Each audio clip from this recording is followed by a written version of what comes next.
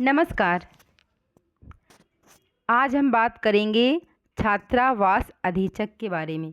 छात्रावास अधीक्षक कौन सी पोस्ट होती है, इसमें क्या काम करना पड़ता है, इसकी योग्यता क्या है और इस फॉर्म को भरना चाहिए या नहीं। तो जनजातीय कार्य विभाग मध्य प्रदेश भोपाल, ये इसका नोटिफिकेशन है, ठीक है, जो अभी हाल ही में जारी हुआ है। मध्य प्रदेश जनजाति एवं अनुसूचित जाति छात्रावास अधीक्षक सेवा एवं भर्ती नियम 2025, ये सब नियम दिए हुए हैं। आप PDF रोक करके इसको पढ़ सकते हैं और PDF का आप स्क्रीनशॉट ले करके बाद में भी पढ़ सकते हैं। तो सबसे पहले हम जानेंगे इसकी परीक्षा कैसी होगी। तो सबसे पहले इसमें पात्रता परीक्षा होगी, जिसमें आपको 50% पाना आवश्यक है। वह किसके लिए है? वह अनुसूचित जाति, अनुसूचित जनजाति, अन्य पिछड़े वर्ग के जो दिव्यांग होते हैं, EWS है, उनको कम से कम इस पात्रता परीक्षा में 50% पाना अनिवार्य है, तभी वह क्वालिफाई माने जाएंगे, ठीक है। और जो आरक्षित वर्ग के होते हैं उनको कम से कम पात्रता परीक्षा में 60% या 60% पाना अनिवार्य है, जो जनरल वाले होते हैं, चाहे वो मेल हो या फीमेल हो। चयन परीक्षा, जब आप पात्रता परीक्षा में 50% और 60% के हिसाब से आप जब क्वालिफाई हो जाएंगे तो आपका आएगा चयन परीक्षा। तो चयन परीक्षा में जो अनुसूचित जाति, अनुसूचित जनजाति, अन्य पिछड़ा वर्ग, दिव्यांग, EWS की जो न्यूनतम क्वालिफाई जो मार्क्स है, आपको 40% पाना अनिवार्य है और 50% आरक्षित जो नहीं है, जो अनारक्षित हैं, उनके लिए पाना अनिवार्य है। चयन परीक्षा में उपरोक्त अनुसार प्राप्तांक के आधार पर ही समस्त वर्गों के अभ्यर्थियों की अंतिम वरीयता सूची तैयार की जाकर नियुक्ति की प्रक्रिया शासन के कार्यपालिका के आदेश द्वारा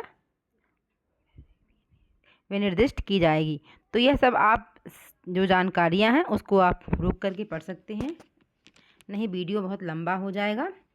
और इसमें यह भी कहा गया है, शैक्षणिक अर्हताएँ अनुसूचित के 3 कॉलम क्रमांक 5 के अनुसार होनी चाहिए। सब सारी योग्यता क्या है आपकी, कौन कौन फॉर्म भर सकता है, उसका डिटेल से लिखा गया है।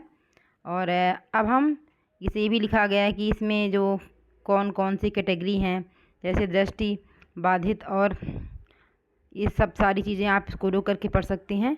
इसकी मेन बात क्या है, वैकेंसी क्या है, इसके बारे में बताएंगे। जैसे अपर संचालक छात्रावास, इसमें कितने पद हैं? केवल 1 पद हैं, ठीक है, और प्रथम श्रेणी की है।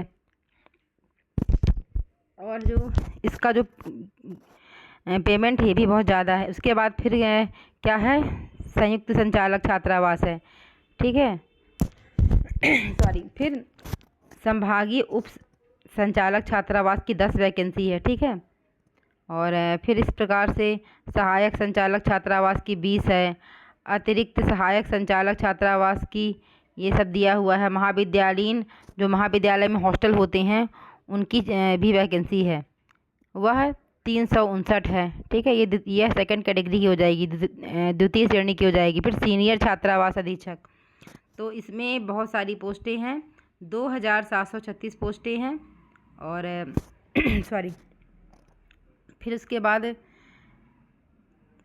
छात्रावास सीनियर, ये ऊपर का ही लाइन है, और ऊपर की ये लाइन है और आपको दिखा रहे हैं। इसके बाद फिर जूनियर छात्रावास अधीक्षक, इसकी कुल 1965 पोस्टें हैं, ये तृतीय श्रेणी की है।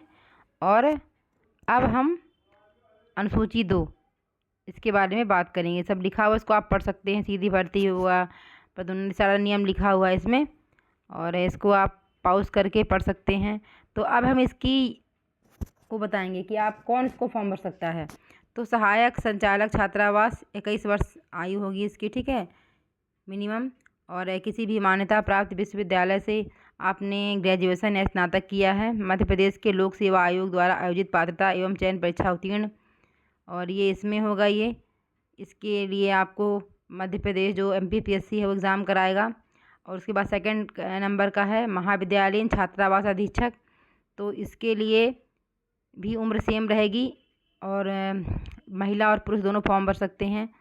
सामान्य प्रशासन विभाग के प्रचलित निर्देशानुसार फिर मान्यता प्राप्त विश्वविद्यालय से स्नातकोत्तर। इसमें आपका जो महाविद्यालयीन छात्रावास होगा उसमें आपको क्या चाहिए होगा, आपकी योग्यता क्या होगी, आपकी योग्यता स्नातकोत्तर होगी, मतलब आपने पोस्ट ग्रेजुएशन किया होना चाहिए, ठीक है। और मध्य प्रदेश कर्मचारी चयन मंडल द्वारा आयोजित पात्रता एवं चयन परीक्षा उत्तीर्ण। तो इसके लिए इसकी एलिजिबिलिटी है कि जब इसमें आप ये जो आपका सेकंड उसका है लेवल का है, इसमें महाविद्यालयीन छात्रावास, इसमें आपको पीजी होना चाहिए, आपका मतलब पोस्ट ग्रेजुएशन होना चाहिए स्नातकोत्तर, तभी आप फॉर्म भर पाएंगे। और आपकी इसमें परीक्षा कर्मचारी चयन मंडल जो मध्य प्रदेश है लेगा। और सीनियर छात्रावास अधीक्षक के 12th लेवल के जो बच्चे होंगे ये सब का सेम रहेगा 21 से 40 पुरुषों के लिए, महिलाओं के लिए 45। और सामान्य प्रशासन विभाग, ये सब सारी चीज़ें लिखी हुई, पर मेन इसका है कि सीनियर छात्रावास में भी आपको क्या चाहिए, ग्रेजुएशन चाहिए, स्नातक। और इसका भी जो परीक्षा करवाएगा आपका मध्य प्रदेश चयन मंडल करवाएगा, ईएसबी करवाएगा सॉरी। अब चौथी पोस्ट है जूनियर छात्रावास की। इसमें भी सेम रहेगा, इसमें 1 से 8वीं तक का छात्रावास होगा, वहाँ पे आपको काम करना पड़ेगा, जॉब करना पड़ेगा। और ये भी मध्य प्रदेश कर्मचारी चयन मंडल द्वारा आयोजित कराया जाएगा। इसमें भी सेम वही होगा, पहले आपका प्री होगा, फिर मेंस, पहले पात्रता परीक्षा होगी, फिर चयन परीक्षा होगा, ठीक है। तो ये सारी ये चीज़ें, ये सब पोस्ट वगैरह सब लिखी हुई हैं। और ये भी आप इसको पॉज करके पढ़ सकते हैं, वीडियो बहुत लंबा हो जाएगा। हाँ, तो ये सब तो आपको एक बार मैं पूरा PDF दिखा दे रही हूँ कि आप उसका अगर स्क्रीनशॉट लेना चाहें तो आप लेके पूरा पढ़ सकते हैं। ये आप पॉज कर लीजिएगा और पॉज करके आपको जो भी जानकारी चाहिए होगी कि कन्या शिक्षा परिसर छात्रावास ग्रेड 2, कौन सा ग्रेड 2 है, कौन ग्रेड 1 है, क्या चीज़ें हैं, तो मैं एक बार पूरा PDF आपको दिखा दे रही हूँ, क्योंकि कुछ लोगों से PDF निकालते नहीं बनता है, वैसे आजकल तो सभी से बनता है। पर इस वीडियो को बनाने का जो उद्देश्य था मैं आखिरी में बताऊंगी, इसीलिए आखिरी तक बने रहिए। तो ये 38 पेज का PDF है जो एकदम गवर्नमेंट के द्वारा जारी किया गया है। तो सबसे पहले तो मैं आपको ये बताऊंगी कि इस फॉर्म को भरने के फ़ायदे और नुकसान क्या हैं, ठीक है। तो सबसे पहले आपको अगर यह फॉर्म भरना हो तो अगर आप अपने घर से दूर कि कुछ लोग मैरिड लोग भी फॉर्म भरेंगे, ठीक है, और वो भी फॉर्म भरेंगे और वो चाहेंगे कि वो भी ये जॉब करें। अगर मान लीजिए लग जाएगी, वैसे बेरोज़गारी इतनी ज़्यादा है, कंपटीशन इतना रहेगा इसमें कि सभी फॉर्म भरेंगे। तो अगर मान लीजिए आपकी लग जाती है तो आपको ये सोच करके रखना है कि अगर आपकी वैकेंसी जो निकली हुई है और आपका जॉब लग जाता है तो आपको घर से दूर रहना पड़ेगा, जहाँ पे आपका स्कूल होगा वहीं पे आपको रहना पड़ेगा। और शायद फैमिली रखने की परमिशन भी नहीं होती है, ठीक है। तो आपको वहाँ अकेले ही रहना पड़ेगा और छुट्टियाँ बहुत कम से कम मिलेगी, ठीक है। तो पहले से ही इन सब चीज़ों के लिए अपना माइंड सेट बना लीजिएगा, तभी मेहनत करिएगा, तैयारी करिएगा। और इसमें बहुत सारा प्रेशर इस जॉब में रहता है, क्योंकि जितने बच्चे वहाँ स्कूल के रहते हैं, जिस लेवल पे आपने नियुक्ति पाई है वो सबकी सारी उनकी सुविधाएं हैं, उनको कोई भी बीमारी है, उनको कोई समस्या है, उनके नंबर कम क्यों आ रहे हैं, उनकी जितनी भी मेंटल ग्रोथ है, हर तरीके से आपको समझना होगा और उसका निराकरण करना होगा। और साथ में वो भी प्रेम से, एक साइकोलॉजिकल दृष्टि से, ताकि उनका मानसिक शारीरिक हर क्षेत्र में विकास हो सके। जितनी खेल कूद की गतिविधियां हैं सब कुछ आपको पढ़ाई के बाद, पढ़ाई छोड़ करके जो भी नियंत्रण है सब आपको ही करना पड़ेगा। तो आपको मेंटली प्रिपेयर होना पड़ेगा और छुट्टियां भी इसमें बहुत कम ही मिलती है। तो इन सब चीज़ों को फॉर्म भरने से पहले आप सोच लें, तभी फॉर्म भरें कि आप अपने घर से दूर, परिवार से दूर रह सकती हैं या रह सकते हैं कि नहीं, ठीक है। तो यह इसके फ़ायदे और नुकसान है। और सभी कोचिंग वालों के लिए तो बहुत ही अच्छा एक कमाई का ज़रिया निकल आया है, जो जिनको कोर्स बेचना है। क्योंकि मैंने तो कई कोचिंग संस्थान के कोर्स देखे हैं, तो कुछ नहीं, सारे कोचिंग वाले पढ़ाते तो ऐसा नहीं कि अच्छा नहीं पढ़ाते हैं, ठीक है, पढ़ाते हैं, बढ़िया पढ़ाते हैं, पर किसी भी कोचिंग से सारा चीज़ें नहीं आती है। आपको वहाँ पर अपने एग्ज़ाम सेंटर में आपको जो आपका कितनी थ्योरी पढ़ी है, कितना आपका स्पीड है, ठीक है, उसके अकॉर्डिंग ही आपका चयन होगा और आपने कितनी मेहनत की है।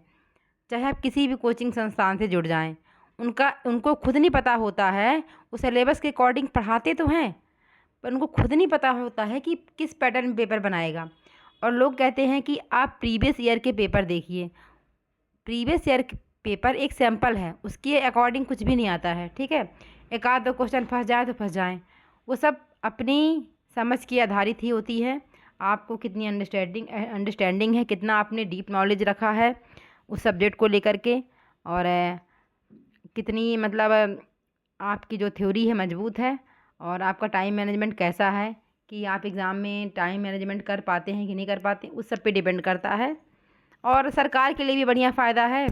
बहुत सारी बेरोज़गारी है, सभी लोग फॉर्म डालेंगे, ठीक है, तो उनको भी बढ़िया अच्छी मोटी खासी रकम मिल जाएगी, ठीक है। क्योंकि अभी हमारे एमपी गवर्नमेंट ने पहले कहा था कि हम एक बार फीस लेंगे साल भर में और उसी फीस के द्वारा आप साल भर पेपर दे सकते हो, पर उन्होंने अभी तक यह नियम लागू नहीं किया। सेम वैसे ही है, 500-600 रुपये फ़ीस लेंगे, ठीक है, फिर प्री प्री होगा, फिर मेंस का फ़ीस लेंगे। इस प्रकार से उनको क्या है, उनकी तो कमाई हो रही है और बेचारे पिस कौन रहे हैं, इसमें छात्र पिस रहे हैं।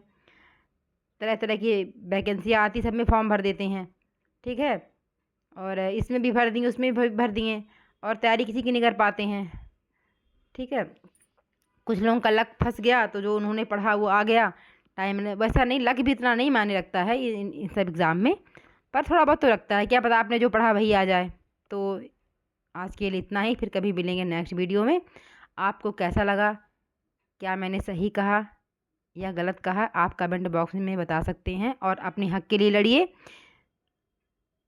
आप एक आंदोलन करिए कि जो सरकार ने वादा किया था साल में एक बार फीस लेने की, उसको पूरा करें।